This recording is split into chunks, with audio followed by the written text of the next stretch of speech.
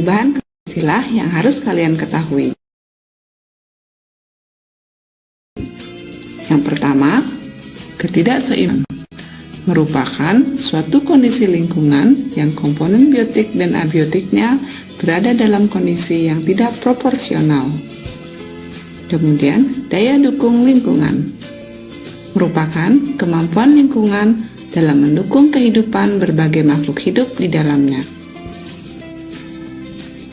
Daya lenting lingkungan, yaitu kemampuan lingkungan untuk pulih kembali pada keadaan seimbang jika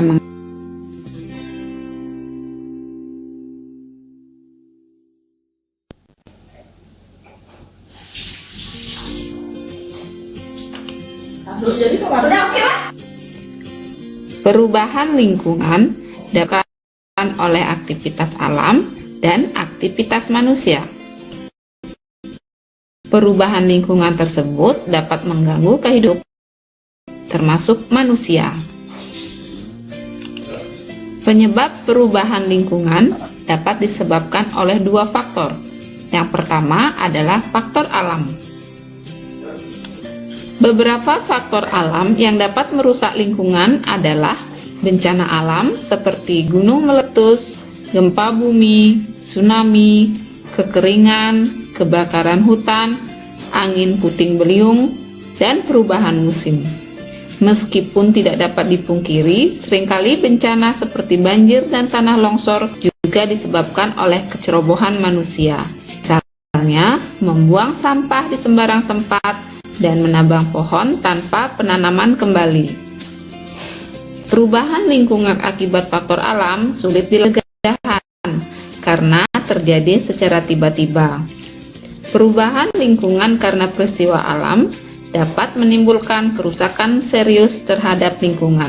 Sebagai contoh, peristiwa tsunami yang mengubah kawasan pemukiman menjadi porak-poranda, bahkan mempengaruhi jumlah populasi makhluk hidup. Faktor yang kedua adalah faktor yang disebut kegiatan manusia, meliputi kegiatan untuk memenuhi kebutuhan hidup yang semakin meningkat. Misalnya, kebutuhan pangan, sandang, papan, lahan, dan sarana transportasi. Peningkatan jumlah penduduk yang diikuti dengan kemajuan iptek berakibat pada semakin banyaknya sumber daya alam yang dieksploitasi. Beberapa contoh aktivitas manusia yang dapat mengakibatkan perubahan lingkungan adalah sebagai berikut.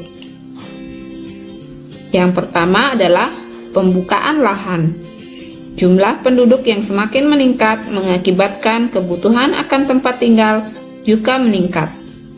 Untuk memenuhi kebutuhan tersebut, dilakukan pembukaan lahan. Pembukaan lahan berarti menghilangkan beberapa komponen biotik pada suatu ekosistem. Peristiwa ini dapat mengakibatkan punahnya flora dan fauna tertentu, perubahan daur hidrologi, dan berkurangnya kesuburan tanah. Yang kedua adalah aktivitas pertanian. Aktivitas pertanian yang diikuti dengan peningkatan penggunaan pestisida dan pupuk kimia yang berlebihan. Penggunaan pestisida dapat mengakibatkan hama, terbunuhnya organisme bukan sasaran, adanya residu pestisida pada hasil panen, serta pencemaran air dan tanah. Penggunaan pupuk kimia yang berlebihan dapat mengakibatkan terganggunya penyerapan air oleh akar dan terjadinya eutrofikasi. Penggunaan bibit unggul dengan sistem monokultur akan mengurangi keanekaragaman makhluk hidup. Yang ketiga adalah eksploitasi sumber daya laut yang tidak ramah lingkungan. Pemakaian bahan peledak dapat merusak terumbu karang, dan penggunaan pukat harimau dapat mengganggu regenerasi ikan.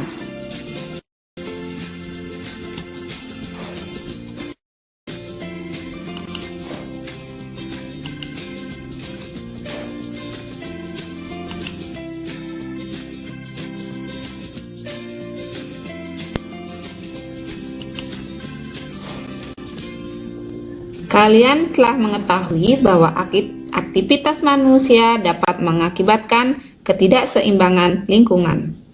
Sebagai contoh, aktivitas manusia yang menghasilkan limbah dapat mengakibatkan pencemaran lingkungan. Pencemaran lingkungan atau polusi adalah masuknya atau dimasukkannya makhluk hidup, zat energi, atau komponen lain ke lingkungan, atau berubahnya tatanan lingkungan oleh kegiatan manusia atau oleh proses alam sehingga kualitas lingkungan turun sampai ke tingkat tertentu yang menyebabkan lingkungan menjadi kurang atau tidak dapat berfungsi lagi sesuai dengan peruntukannya. Bahan-bahan atau zat yang dapat mencemari lingkungan disebut dengan polutan. Suatu zat disebut dengan polutan jika memenuhi kriteria sebagai berikut, seperti 1. Jumlahnya melebihi batas normal. 2. Berada pada tempat yang tidak semestinya. 3. Berada pada waktu yang tidak tepat.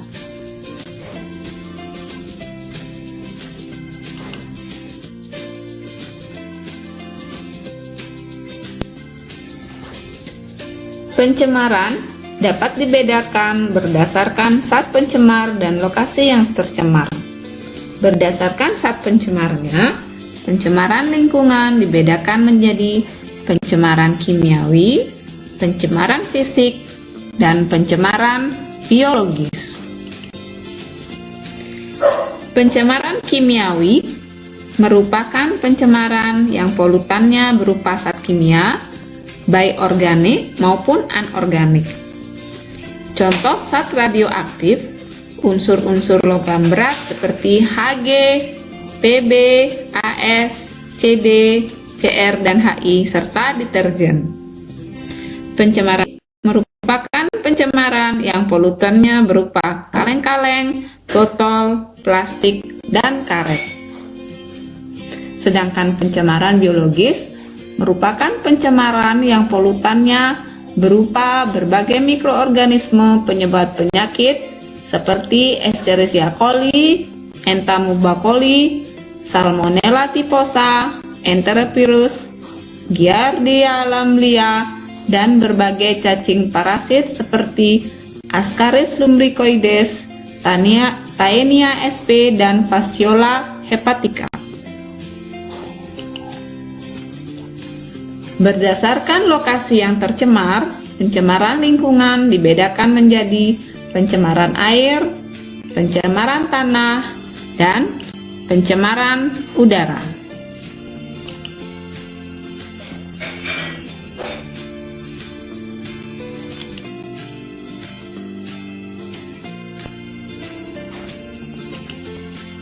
Yang pertama kita bahas adalah dimulai dari pencemaran air. Sumber pencemaran air dapat berupa limbah rumah tangga, limbah pertanian, limbah industri, dan limbah pertambangan. Limbah rumah tangga dapat berupa limbah organik sisa makanan, tinja, dan urin, dan limbah anorganik seperti plastik, kertas, kaca, dan deterjen. Limbah organik yang mencemari perairan mengakibatkan penurunan oksigen terlarut. Hal ini karena penguraian limbah organik membutuhkan banyak oksigen. Selain itu, pencemaran perairan oleh limbah rumah tangga yang berupa tinja dapat menimbulkan penyakit seperti disentri, cacingan, kolera, dan tifus. Adapun limbah anorganik yang masuk ke sungai mengakibatkan terhalangnya cahaya matahari masuk ke perairan sehingga mengganggu aktivitas fotosintesis fitoplankton dalam air. Masuknya deterjen mengakibatkan meningkatnya fosfat perairan sehingga memicu pertumbuhan yang sangat pesat terhadap eceng gondok. Peristiwa ini disebut dengan eutrofikasi.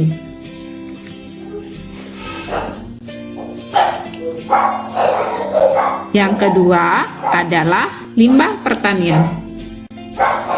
Limbah pertanian yang dimaksud yaitu limbah yang dihasilkan oleh aktivitas pertanian seperti mengolah lahan pertanian atau meningkatkan produksi pertanian. Misalnya berupa penggunaan pupuk anorganik dan pestisida. Pencemaran air oleh pupuk dan pestisida dapat mengakibatkan kematian organisme air dan organisme lain yang meminum air tersebut. Residu pestisida yang sulit didegradasi akan terakumulasi dalam tubuh organisme-organisme pada satu rantai makanan. Akumulasi pestisida terbesar berada dalam tubuh organisme pada tingkat trofik tertinggi. Pemakaian pupuk yang berlebihan dapat mengakibatkan peningkatan zat hara di perairan. Peningkatan zat hara mengakibatkan populasi beberapa jenis tumbuhan seperti eceng gondok mengalami perkembangan dengan cepat sehingga menutupi permukaan air. Keadaan ini disebut dengan eutrofikasi. Yang berikutnya adalah limbah industri. Limbah industri yaitu limbah yang berasal dari kegiatan industri. Limbah industri dapat berupa logam berat seperti kadmium, merkuri, timbal, dan seng, arsenat, krom, timah, bensena, serta karbon tetraklorida. Zat-zat tersebut dapat mengganggu fungsi organ tubuh manusia, bahkan beberapa di antaranya merupakan penyebab kanker. Yang berikutnya adalah limbah pertambangan. Pertambangan batu bara menghasilkan bahan pencemar berupa asam sulfat dan senyawa besi. Kedua senyawa ini mengakibatkan air menjadi asam. Ketika air ini dialirkan keluar daerah pertambangan, akan membawa kalsium dan magnesium yang berasal dari batu. Ion kalsium dan magnesium mengakibatkan air menjadi asam. Contoh lain yaitu polutan merkuri yang berasal dari merkuri yang masuk ke badan air akan terakumulasi dalam tubuh hewan-hewan air, misalnya kasus seperti ini pernah terjadi di Teluk Minamata di Jepang pada tahun 1990.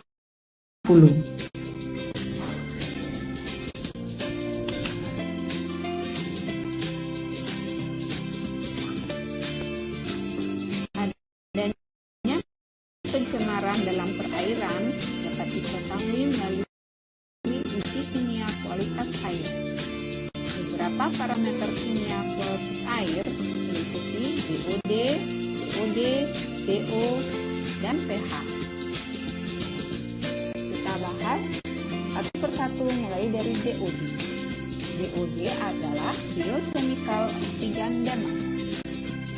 BOD adalah jumlah oksigen terlarut yang diperlukan oleh mikroorganisme dalam air untuk menguraikan bahan organik. Nilai BOD diperoleh dari selisih oksigen terlarut awal dengan oksigen terlarut akhir, biasanya setelah 5 hari pengamatan. Semakin besar nilai BOD, tingkat pencemaran air semakin tinggi. Berikutnya adalah COD atau Chemical Oxygen Demand. COD atau kebutuhan oksigen kimiawi merupakan jumlah oksigen yang diperlukan untuk mengurai seluruh bahan organik yang terkandung dalam air melalui reaksi kimia. Semakin tinggi nilai COD, tingkat pencemaran air semakin tinggi. Berikutnya adalah BO adalah kadar oksigen terlarut dalam air. Semakin kecil nilai BO, tingkat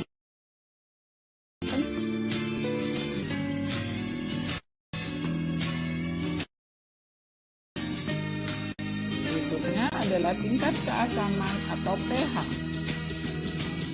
pH adalah ukuran keasaman suatu perairan. Air bersih mempunyai pH 6,5 sampai 7,5. Air dengan pH yang lebih kecil atau lebih besar dari nilai pH tersebut menunjukkan adanya pencemaran. Air dengan kondisi tercemar tidak sesuai untuk kehidupan mikroorganisme.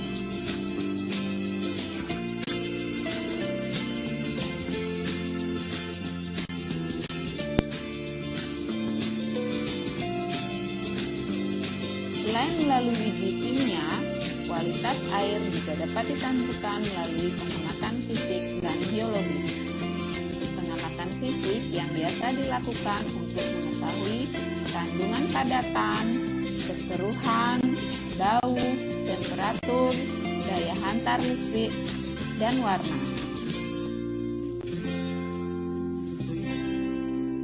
Adapun pengamatan biologis bertujuan untuk mengetahui kandungan mikroorganisme, misalnya bakteri coli, virus, bentos, dan plankton. Dalam air yang tercemar, ditemukan banyak bakteri Escherichia coli, Entamoeba coli, dan Salmonella typhosa.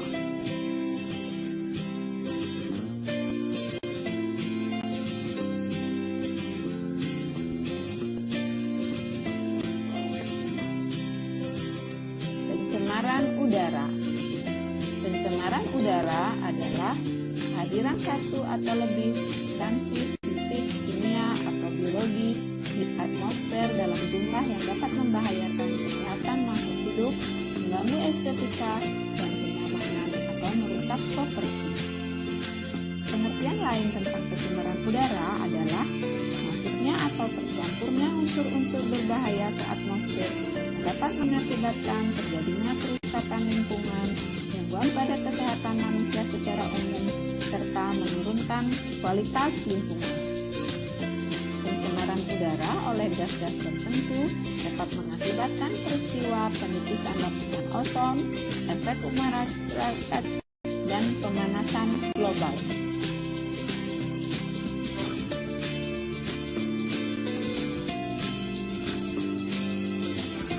Senyawa pencemar udara digolongkan menjadi dua, yaitu senyawa pencemar primer dan senyawa pencemar sekunder. Senyawa pencemar primer adalah senyawa pencemar yang langsung berasal dari sumber pencemar, sedangkan senyawa pencemar sekunder adalah senyawa pencemar yang berasal dari hasil reaksi senyawa-senyawa pencemar primer di udara. Contoh-contoh senyawa pencemar seperti oksida sulfur. Pencemaran oleh oksida sulfur utama disebabkan oleh dua komponen sulfur berbentuk gas yang tidak berwarna, yaitu sulfur dioksida dan sulfur trioksida, dan keduanya disebut oksida. Sulfur dioksida mempunyai karakteristik bau yang tajam dan tidak mudah terbakar di udara. Sedangkan komponen yang tidak reaktif. Sumber penyemar sulfur antara lain pembakaran arang, gas, dan kayu. Sulfur juga berasal dari proses-proses industri pemurnian petroleum, industri asam sulfat, dan industri peleburan baja. Pencemaran sulfur menimbulkan dampak negatif terhadap kehidupan manusia, hewan, dan tumbuhan. Pencemar yang kedua, karbon monoksida dan karbon dioksida. Karbon monoksida merupakan senyawa tidak berbau, tidak berasa, dan pada suhu udara normal berbentuk gas yang tidak berwarna. Gas karbon monoksida merupakan hasil pembakaran tidak sempurna dari mesin mobil dan mesin bakar lainnya. Gas karbon yang masuk ke tubuh dan darah manusia dapat gas karbon hemoglobin tidak patut diwaspadai. Pembentukan lebih stabil dibanding oksigen hemoglobin. Mengakibatkan terhambatnya kerja molekul pigmen tersebut dalam fungsinya membawa oksigen ke seluruh. Kondisi seperti ini bisa berakibat serius, bahkan fatal karena dapat mengakibatkan. Yang ketiga adalah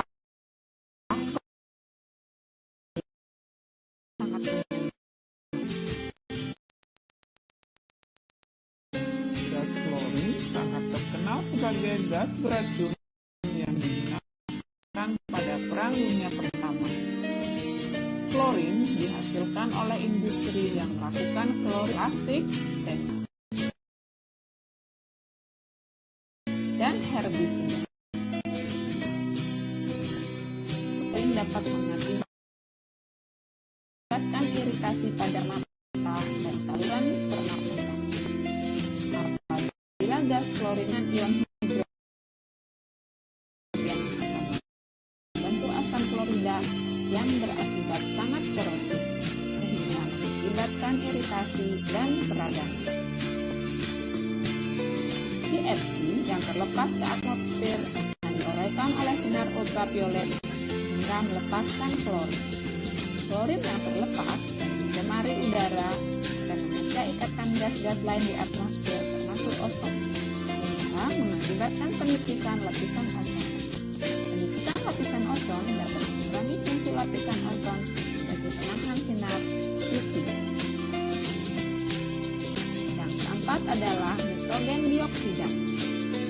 Oksida nitrogen adalah kelompok gas nitrogen yang terdapat di atmosfer, terdiri atas nitrogen monoksida dan nitrogen dioksida.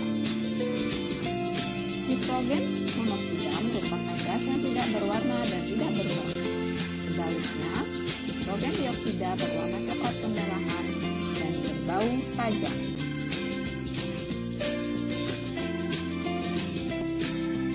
Berikutnya adalah oksidan.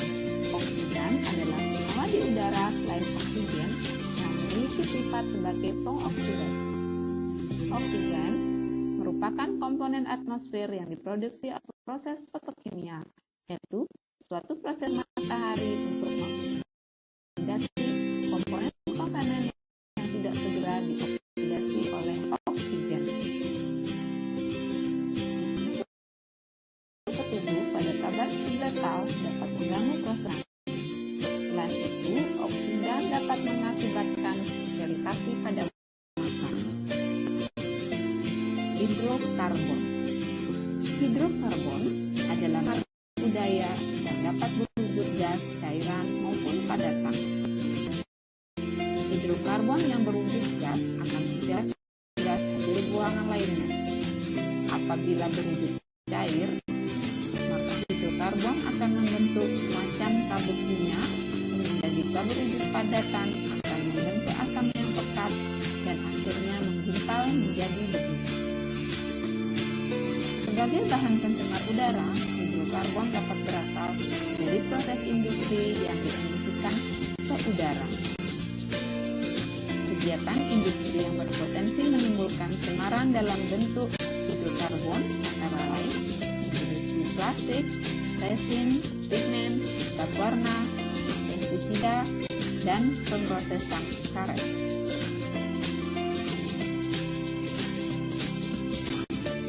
Yang terakhir adalah partikel debu. Partikulat debu melayang merupakan campuran sangat rumit dari berbagai senyawa organik dan anorganik yang terbesar di udara dengan diameter yang sangat kecil, mulai dari kurang dari 1 mikron sampai dengan maksimal 500 mikron. Partikulat debu tersebut akan berada di udara dalam waktu yang relatif lama, dalam keadaan melayang-layang di udara dan masuk ke tubuh manusia melalui saluran pernapasan, iritasi mata, serta mengurangi jarak pandang mata. Partikel debu juga dapat mengurangi intensitas sinar matahari ke bumi.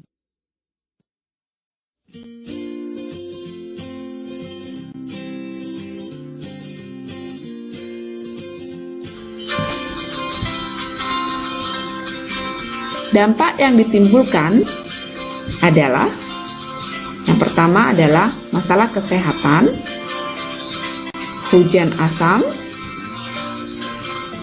pemanasan global. Apa sih hujan asam itu?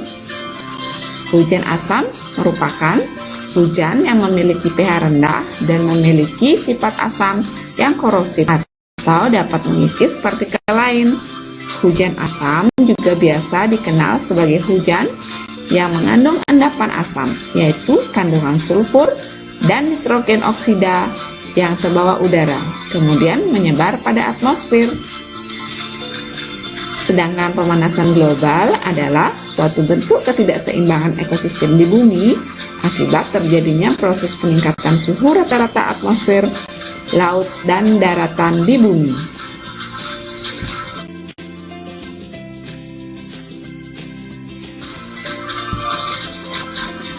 Dan yang terakhir adalah pencemaran tanah.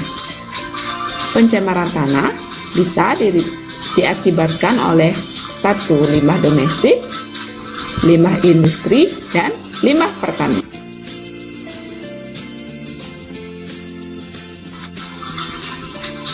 Demikian video pembelajaran kali ini.